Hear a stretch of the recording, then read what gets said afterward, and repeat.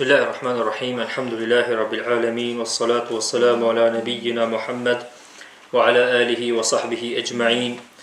Allahumma ighfir lana dhunubana kullaha diqqaha wa jillaha kabiraha wa saghiraha ma na'lamu minha wa ma la na'lam. Allahumma inna nas'aluka khayra hadhihi al-laylati wa khayra ma jubilat 'alayha wa na'udhu bika min sharriha wa sharri ma jubilat 'alayha. Allahumma amin.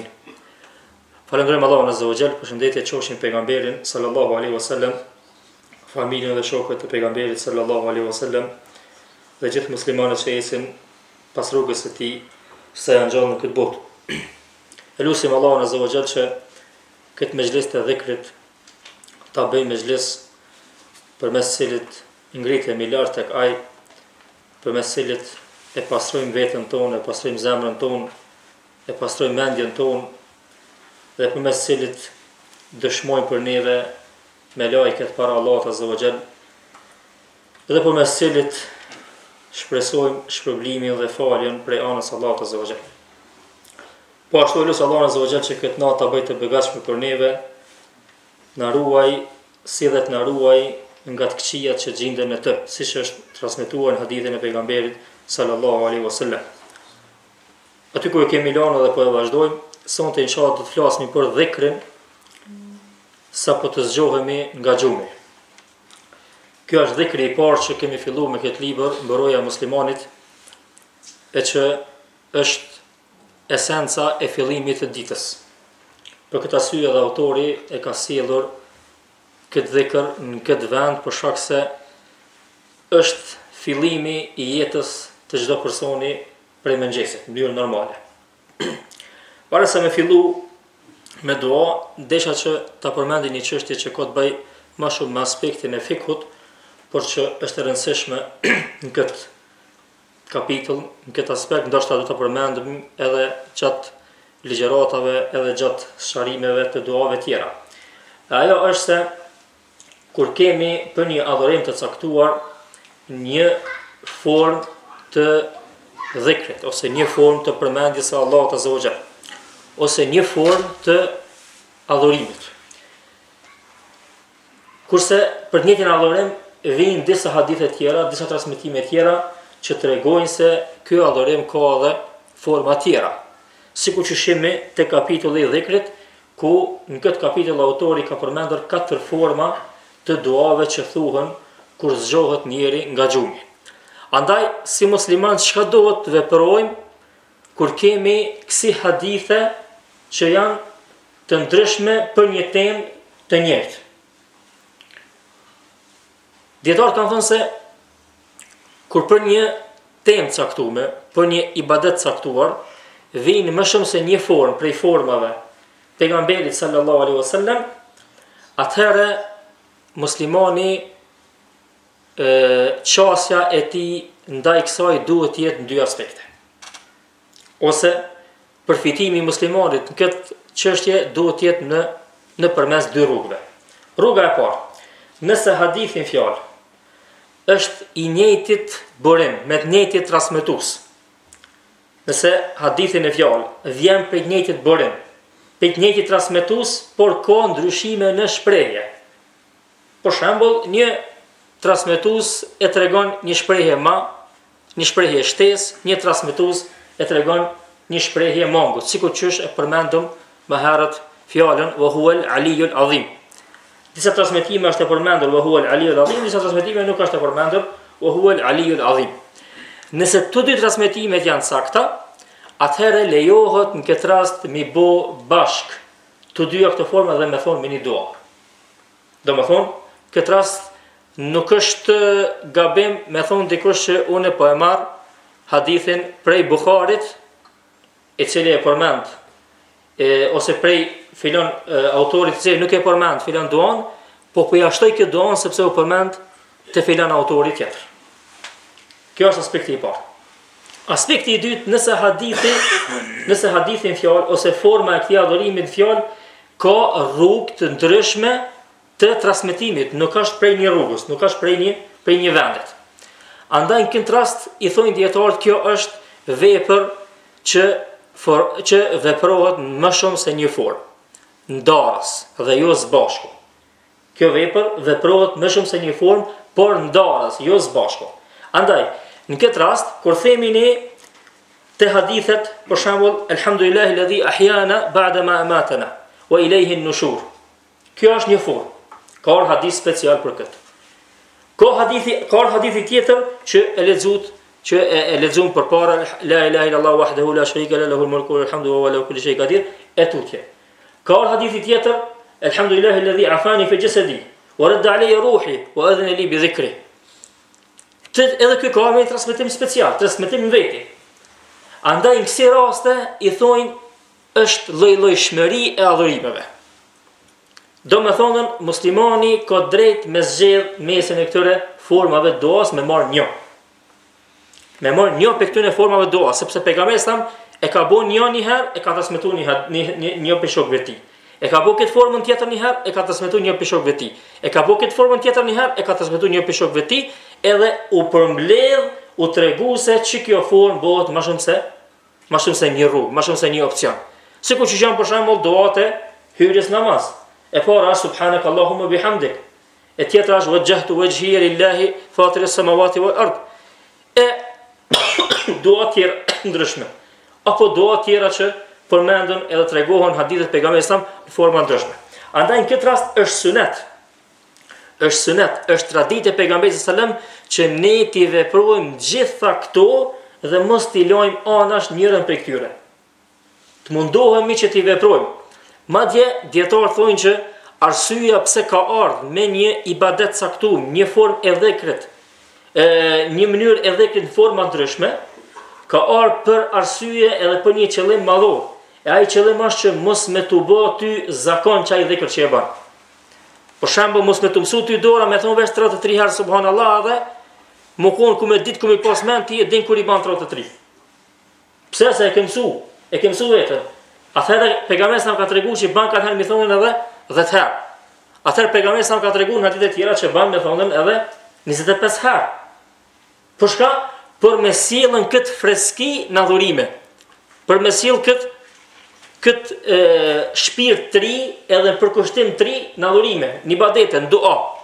Andaj në këtë aspekt ku jemi të folë të dhikri ku zgjohemi nga xhumi, i kemi cek 4 hadithe këtu, 4 forma. Është mirë për neve që nga një herë të mundohemi që kohë pas kohe ti praktikojmë secilën për këtyre forma atë sa kemi mundësi. Domthonë mos ta anashkalojmë një për këtyre forma me anashkalim plot edhe që të harrohet mesin ton, por të mundohemi që ta ngjallmi dhe kjo hyn inshallah në hadithin e pejgamberit sa që ai që e ngjall sunetin e pejgamberit sallallahu alaihi wasallam është e ka vlerën sikur 50 nga shahidët ose nga dëshmorët. Andaj hin inshallah ky person këtë hadith pejgamberit sallallahu alaihi wasallam. Po ashtu këtu është edhe një çështje tjetër që ka përmend dietarët, Allahu më mëshiroft, ka thonë nëse e vrejnë që një vepër ibadet i pejgamberit e ka vepruar më shumë se ibadet e tjera. Për shembull, kur jena këtu te dhikri, po e lidhim me temën, hadithi i parë, elhamdulillahi alladhi ahyana ba'da ma amatana, tregon se këta pejgamberi sa me ka vepruar më shpesh. Pse? Sepse transmetuesi i hadithit në këtë rast është Hudhaifi ibn Yamani, i cili thot se pejgamberi sa kur ka shku, kur ka ra me fjet, ka thonën bismika Allahumma amutu wa ahya. Me emrin tënd o Zot, jam gjallë dhe vdes. Në emrin tënd, për hir tënd. Dhe kur është zgjuar prej gjumit ka thonë alhamdulillahi alladhi ahyana ba'da ma amatana wa ilayhi an-nushur, e ka përmend që dua. Që aludon se kjo ka qenë vazhdueshmëri e veprës pejgamberit sallallahu alaihi wasallam.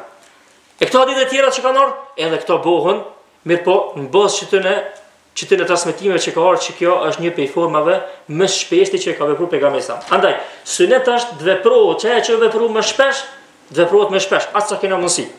Ajo çka është vepruar më rrallë, veprohet më rrallë atë sa kena mundësi. Mirë po, këtu është edhe një çështje tjetër, nëse ndodh për një ibadet caktuar. Nuk e dim, ka në disa forma të caktuara. Nuk e dim cilën prej këtyre e ka bëu pejgamberi sa më shpesh. A këta. Atëherë nuk ka problem, i vepron cilën, domthonë her pas here, cilën të mësh, dhe edhe nëse njërin prej këtyre duket më e përshtatshëm për veten tonë, duket më e përshtatshëm për shpirtin tonë, e vepron më shpesh, nuk ka asgjë të keqe, për shkak se nuk ka diçka caktuar prej anës pejgamberit sallallahu alaihi wasallam. Kthehemi te hadithi. Hadithi i parë cilin e lexuam ose duaja e parë që e lexuam është Elhamdulillahi alladhi ahyana ba'da ma amatana wa ilayhi nushur. Lavdia takon Allahut i cili na ngjalli pasi na vdiq. Kështu është përkthimi dhe si të ringjallemi tek ai do të bëhemi. Hadithin e transmeton Hudhaifa Hudhaifa ibn Yamani radhiyallahu anhu në sahihun e Buhariut. Ajo çka është më rëndësi te ky hadith, edhe pse dobit e tij janë shumëta, do të fillojmë inshallah të cekim disa nga dobit që mendoj se janë dobishme edhe të rëndësishme për neve. E para, ky hadith ja vënon secilit prej neve një hartë caktuar me ditës tij. Kjo është prioriteti i muslimanit, që punët e tij hartohen qysh prej sabahit, qysh prej hala palin dilli, qysh prej kohës kur është bereqeti më i madh prej anës Allahut azza wa jall. Edhe cili është ky hartim i këtij planit? Hartimi i planit është se çka vepron një musliman pasi që të zgjohet nga gjumi dhe don mu përball me një ditë plot deri në akşam. Çka ka më vepruar? Ky hadith, vëllezër nderuar, në rend të parë na tregon se momentin që i qel syt edhe të vjen vetdia edhe zgjohesh nga gjumi, kjo është nimet prej nimeteve të Allahut azza wa jall. Kjo është dhunti prej dhuntive të Allahut azza wa jall. Andaj në këtë moment që ti i qel syt edhe e shef që Allahu azza wa jall ta dha këtë dhunti, pushove pasi që ishe i lodhur, u zgjove në sabah dhe po e vren vetëm që je zgju tash, të ka ardhën vetdia, për shkak se njeri kur është ngjomë është një lloj pa vetdije, atëherë çështja më parimore dhe më esenciale që do ta bëj cili prej muslimanëve dhe prej atyre të cilët ndalen dhe mendojnë rreth krijuesit tyre, me thonë elhamdulillah. Falënderimi i takon Allahut azza wa jall. Falënderimi i takon Allahut azza wa jall për gjumin që e kom bo. Falënderimi i takon Allahut azza wa jall që ma mundsoi që të zgjohem prej gjumit.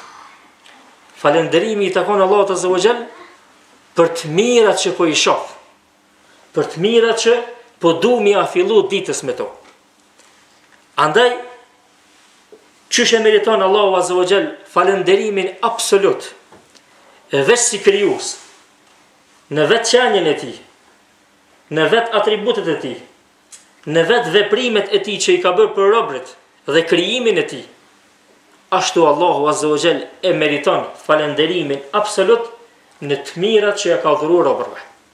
Në mirësitë që ato i shohin momentin që e hapin synin dhe e shijojnë një prej kënaqësive edhe të mirësive që Allahu azza wa jall i ka begatuar. Momentin që zgjohen prej gjumit. Andaj, muslimani qysh prej sabahit nuk guxon me qenë gaflet. Qysh prej sabahit. Qysh kur t'i hapin syt. Qysh kur të zgjohet nuk guxon me qenë i pakujdesur. Qysh prej fillimit duhet me qenë i kujdesur dhe vigjilent ndaj të mirave që i jep krijuesi i tij. Dhe këtu e dallon muslimanin, sidomos muslimanin e sinqert, devotshëm, nga muslimanët cilët e thojnë islamin, e praktikojnë islamin vetëm me gjuhë. Pse? Sepse preokupimi jonë me dynjë, preokupimi jonë me çështjet e punët e përditshme, në momentin që na del gjumi, na kujtohen aty ku na kanë met punët.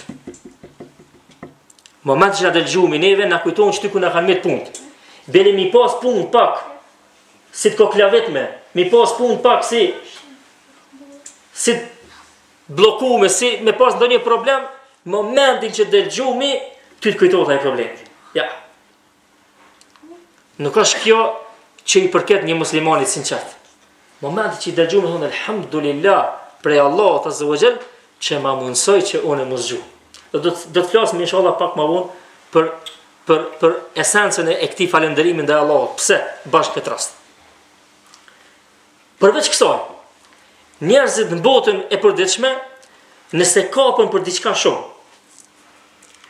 nëse lidhen për diçka shumë, nëse zemra e lidhet qoftë në aspektin e dashurisë për dikën, në momentin që i del gjumi, mendi shkon atje. Pse? Sepse është lidh shumë për ata. Edhe përderisa ka qenë pa vetdije, nuk i ka pas ato mendime, se mendja e tij ka qenë e pushume. Momentin që ju ka aktivizuar mendja, është lidh me një sinjali me aty ku ka qenë i kapur. Me aty ku ka pas zemrën të kapur fort. Andaj dije muslimani nderuar, momentin që del gjumi, nëse lidhet goja jote me dhikën ndaj Allahut, dije që e ka shumë për Allah. Dije që zemrën tënde e ke forcu edhe e ke lidh shumë me Allahun azza wa jall. Dhe kjo është një prej shejave që ka thonë dietarët, shejave që pak prej njerëzve që mundën mi u përmbajt. Një prej shejave që pak prej njerëzve mundën mi u përmbajt. Pse? Sepse kjo nuk është mos si të lëvish ti, mos si të qosh pikë krevetit. Ja. Kjo është si ti qel syt. Si të dalin gjumi. Në momentin që ty të kthehet ndjenja, në momentin që ty të kthehet forma normale e ngritjes tënde nga gjumi, në çet moment me kujtu Allahun azza wa jall. Dhe kjo aludon se ti kur ke ra me fjetë ke pas Allahun mendje. Ti kur ke ra me fjetë ke pas Allahun zemër. Sepse kjo ka qenë përkushtimi jot dhe ka qenë preokupimi jot më i madh. Andaj si të ka dal gjumi, me një herë je lidh me esencën që me tot ka zonë gjumi. Me esencën që me tot ka zonë gjumi. Në momentin që lidhesh kështu, aludon se për një me lidha jote ka qenë shumë e fortë. Dhe aludon se ti për një me je i lidhët me litarin e Allahut azza wa jall, e ai që lidhet me litarin e Allahut azza wa jall nuk shkëputet kur. Përveç kësaj, në jetën tonë përditshme, sa njerëz kemi dëgjuar që ka thënë dikush, kemi një kretini me dëshmitar që ka ra me fjetë, po kish vdek në gjumë. Mirë kish ra me fjetë, në rregull, as një smuj se ka pas, as një problem se ka pas, ka ra si e ma mirë në gjumë, po nuk u qumë. Kjo ishte, për këtë ishte gjumi i fundit që ra me fjetë. Dhe për të nuk pat agim mu, vetëm agim ditës kiametit. Andaj, e meriton Allahu azza wa jall falënderim edhe për këtë aspekt. Pse? Sepse ta dha mundësin, u qove për gjumit dhe nuk ishe nga ata cilët u privuan nga të mirat e Allahut, nga dhikri i tij, nga sevapi, nga shpërblimi i tij, për shkak se atyre Allahu azza wa jall ja kishte caktuar vdekjen masi që të flenë. Andaj edhe jetën që po e shijon, sytë që i qeli dhe e po jetën, kjo meriton falënderim për Allahun azza wa jall. Sepse jeta dhe vdekja është dorën e tij. Ti nuk mban veten tënde kur gjë. Ti bjen gjumë, po ti nuk e din çka ndodh me ty. Madje gjumi, si do ta sharojmë pak më vonë, gjumi është vllai i vdekjes, siç ka thonë dietarët. E që Allahu azza wa jall e çon vdekjen në Kur'an. Për shkak se ti je komplet jashtë kësaj dynjaje. Ti je komplet jashtë për kushtimin ndaj vetes tonë që nuk din më kur gjë. Edhe Allahu azza wa jall të begatoj prap që ti mos zgjuh prap pe gjumit dhe me shiju prap këtë jetë. Këtë jetë nuk të jap dikush tjetër përveç Allahut. A nuk më ndon me thonë elhamdulillah? Elhamdulillah që u zgjova prej gjumit dhe nuk u privova me shiju edhe në herë të mirë me Allahut. Dhe nuk u privova me jetu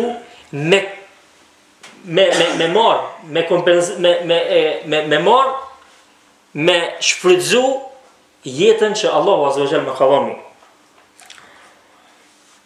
Allahu azza wa jall që thash e përshkruan vdekjen në Kur'an, e përshkruan gjumin në Kur'an si vdekje. Yatawaffa al-anfusa, Allahu alladhi yatawaffa al-anfusa hina mawtiha wallati lam tamut fi manamiha. Fayursilu allati qada 'alayha al-mauta فيمسك التي قضى عليها الموت ويرسل الأخرى إلى أجل مسمى. Allahu Azza wa Jalla është ai i cili ka caktuar për shpirtrat vdekjen. Thot dhe por ato të cilët janë forme vdekjes janë gjumin e tyre. Disa prej tyre ja cakton që ky gjum me qenë edhe vdekje normale. Tamam. E disa prej tyre ja i vjen një mundësi me jetu edhe pak. Kur vdesi njeri, dihet hupin krejta formet e lidhjes mes tij dhe shpirtit. Shpirti largohet prej trupit. Largim total, largim komplet.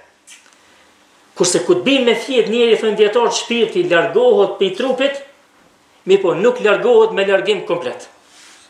Është largim i pjesshëm.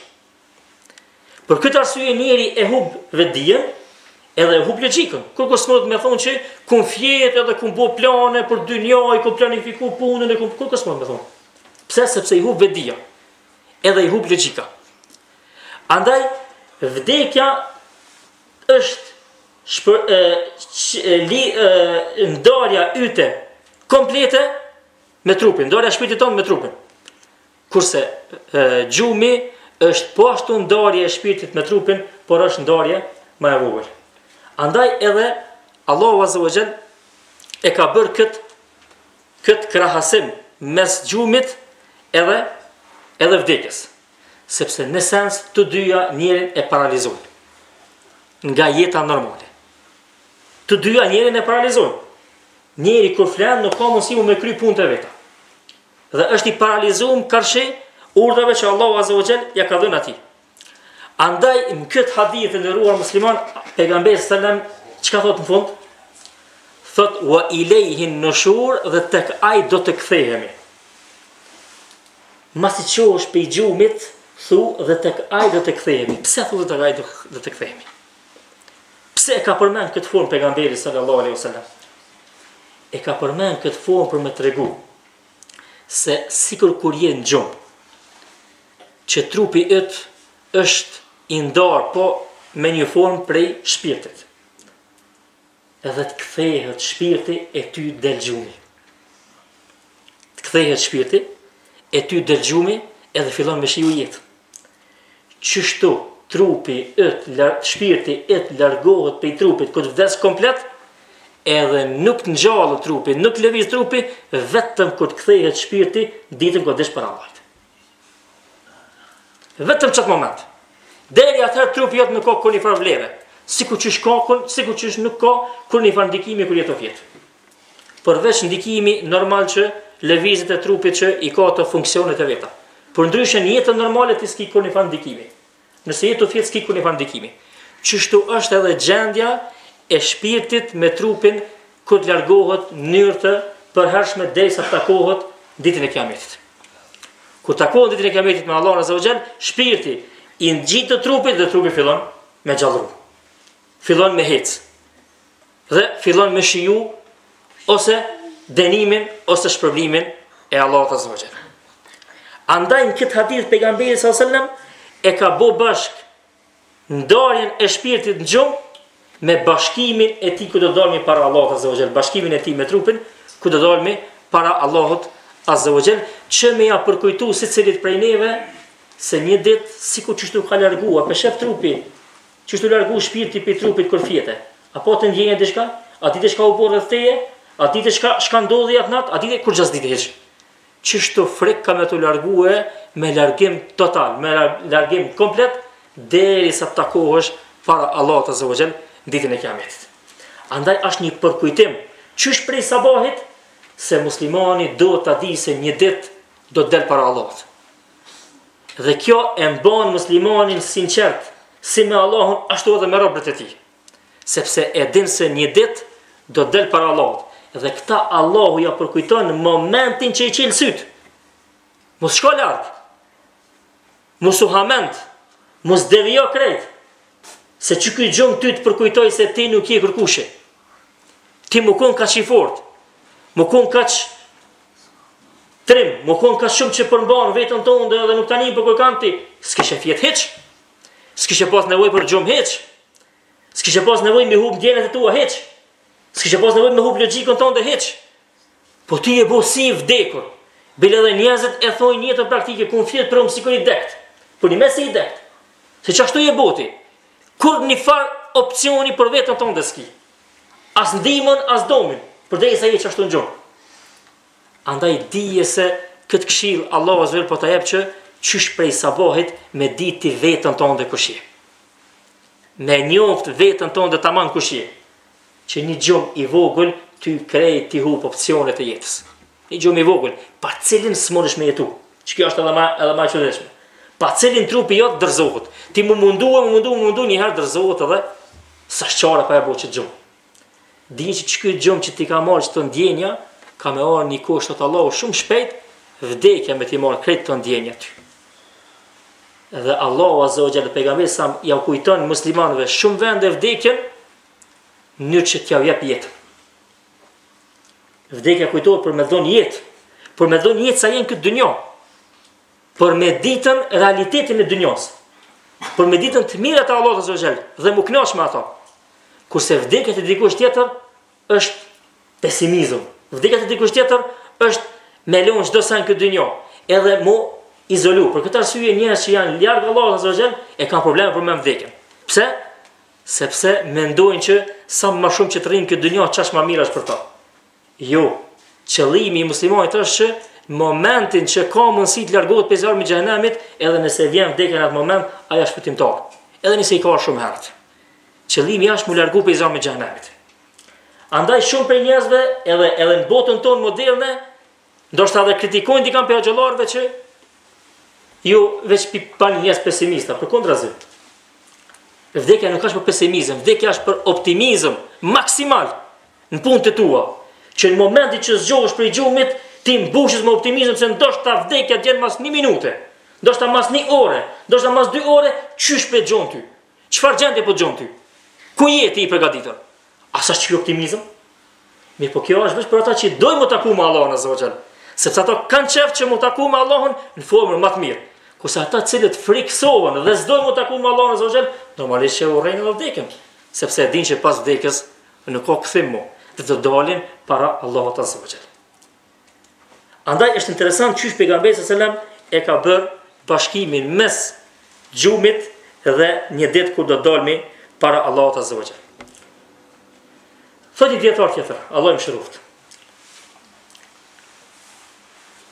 Kur e përmend këtë hadith, thot, ky falënderim, thot, thot, mlidhet me dynjë. Jo më ahiret.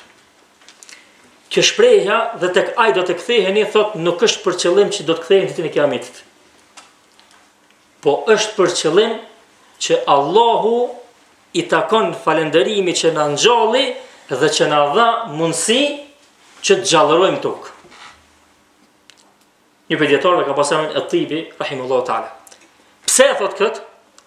Thot për shkak se gjumi jon na kanë ndalu nga dhikri i Allahut.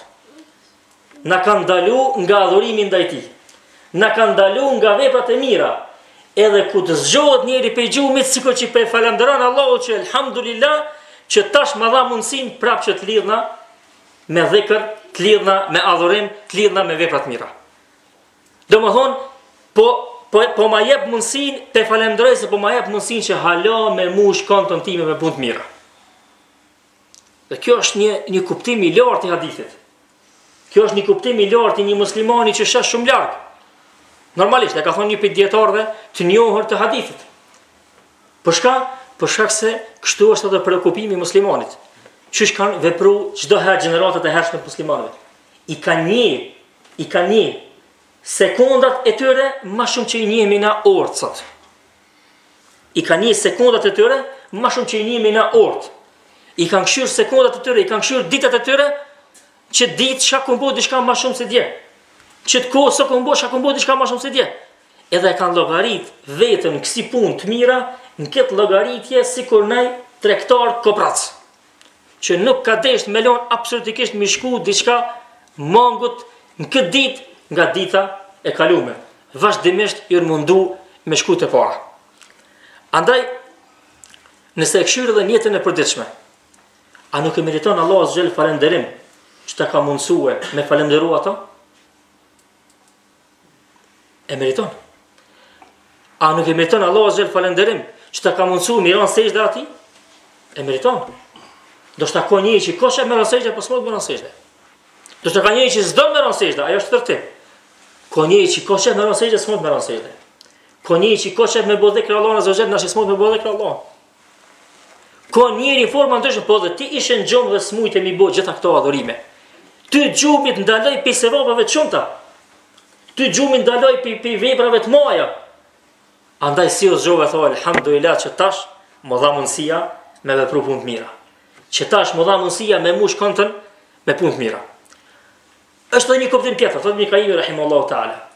Thot, falënderimi thot në këtë hadith pejgamberi sallallahu alajhi wasallam masi zgjodh për gjumit thot i ka thot edhe dy dobi tjera. Thot falenderohet Allahu që të ka ruajtur në gjumin tënd prej problemeve, prej sfidave, prej çytjeve abstrakte dhe konkrete. Çfarë janë abstrakte? Thot Ibn Qayyim rahimahullah, thot kur dalin shpirti, momentin që njeriu ashtu fit, kur dalin prej trupit, ka mundësi mu taku me shpirtat keq. Ka mundësi mu taku me shejtan. Ka mundësi mu taku me shpirtat njerëzve të këqij. Edhe thot ka mundësi për shkak këtij takimi njeri atë shumë më dëmtu në gjumin e tij, saqë kur çohet ndoshta është as shumë i lodhur, saqë nuk mund ndoshta me vazhdu punën e tij si duhet. Edhe kjo na ka ndodhur si për ne. Ondrat e këqija janë një prej dënimeve të shpirtit ton që takohet me njerëz të këqij. Ondrat e këqija. Çka i shohim na? Edhe që na dënojnë gjumë, që na doku që 1000 vjet kena fjet. Kjo është formë e të këqijave që i vinë njëri sa është në gjumë. E kjo anë, kur zgjodh njëri për gjumit dhe e sheh vetën normal, e sheh vetën në gjendje normale, thot elhamdulillah, e falenderoj Allahun azza wa jall. A ka ndodhur dikush prej neve? Ose a ka njëri që si ka ndodhur që u çuka ndër gjumit tutën, edhe ty rre zemra? Po, a nuk e meriton Allahu azza wa jall falenderimin që nuk të ka sprovuar me çeta? Pse se ka mundësi ndaj ëndër as e frikshme që ndoshta shkon në spital, ndoshta edhe vdes krejt. Do mund ta ka caktuar Allahu ndoshta vdekjen përmes këtij dënimit në gjumë. E falenderon Allahun azza wa jall që nuk ka dënuar dhe ke fjet në mënyrë normale. Edhe je zgjuar në mënyrë normale. Po ashtu Ibn Qayyim rahimahullahu taala thotë edhe aspekti do të konkret është se njeri e falenderon Allahun azza wa jall kur çohet për gjumit për shkak se çysh tash më harët. Momenti që ka fjet ai mund nuk e ka trupin e vet, kompetencat e tij. Mund të më ndodh diçka, mund të më hongër diçka, mund të më kafshu diçka, mund të më ndodh diçka, gjëra të ndryshme që mund të ndodhin njerit. Dhe ai nuk është në gjendje me mbrojt veten e vet, ai nuk shef kush ashtu i ardh. As nuk e di çfarë do të ndodhë atina. Por shkak se është pa vetdije. Andaj falenderohet Allahu azza wa jall që të ka ruajt prej të këqijave që janë shpirtërore dhe prej të këqijave që mujnë me qenë trupore. Ta ka ruajt trupin edhe ta ka ruajt shpirtin. Në momentin që ti s'ke pas mundësi kur një mundësi as optimale për me rujt vetën. Në jetën normale, Allah azza wa jall trun, s'ka dyshim, mi po ti rrun pak vetën. E kështu rrun ka me hec. Rruhesh për filan personit, rruhesh për filan punës, rruhesh për pse?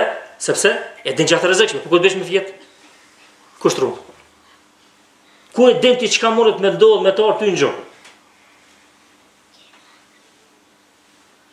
Po kurse në jetën kohë ti s'ki kur një farë opcioni me mbrojt vetën. Andaj falenderimi i takon Allahut azza wa jall që ta ka mundsuar dhe të ka ruajtur trupin ton dhe të ka ruajtur shpirtin ton momentin që ti ke qenë mëse i nevojshmi për këtë ruajtje prej anës Allahut azza wa jall. Kjo ishte për këtë hadithit, duke munduar që ti shkurtoj dobit që i ka përmend dietarët, edhe pse normalisht dobit janë më të shumta shumë se sa kaq, po duke munduar që ti shkurtoj dhe ti përmendi ato që janë më kryesorët, elus Allahun azza wa jall që na mësoj që ta mësojmë dhëkin siç e ka vepruar pejgamberi sallallahu alajhi wasallam, për shkak se ata e ka mësuar Allahu dhe s'ka dyshim se Allahu e ka mësuar na që është më e larta dhe më e mira, dhe në jetën kot mundohemi që ta kuptojmë atë dhikr, në jetën tonë praktike dhe ta dimë falënderimin e madh që do ta kemi ndaj Allahut azza wa jall. Për shumë mira e njëra prej tyre edhe për jetën që po jetojmë tash këto momente, e nuk e dim pas këtyre momenteve ku do të jemi dhe ku do të na çojë kaderi caktimi i Allahut. Aqulu qawli hadha wastaghfirullahi wa lakum walhamdulillahi rabbil alamin wa sallallahu ala nabiyyina Muhammad.